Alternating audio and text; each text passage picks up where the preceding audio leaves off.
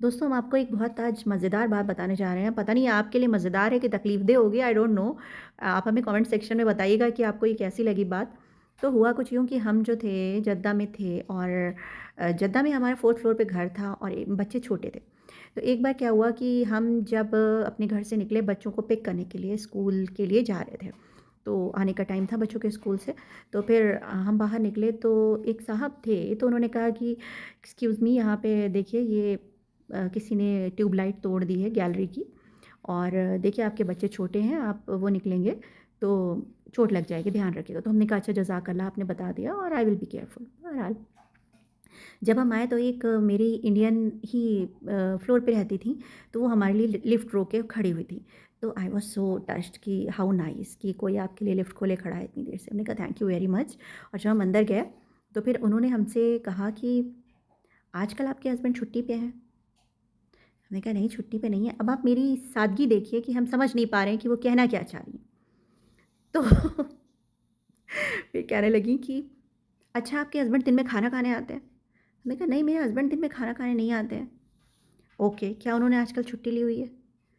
तो हम तबीयत ख़राब है। हमने कहा नहीं, तबीयत भी नहीं ख़राब है, अल्हम्दुलिल्लाह ऑफ़िस गए हैं। तो फिर आप किस गैर महरम से बात कर रही थी? फिर वो हमसे कहने लगी कि आपको किसी गैर महरम से बात नहीं करनी चाहिए, कितना गुनाह पड़ता है। बजाए इसके कि वो हमसे पूछती कि क्या बात थी, अगर उन्हें कुछ तकलीफ़ थी। और दूसरी बात ये है कि वो पूछती भी क्यों? क्यों भाई, हू यू आर?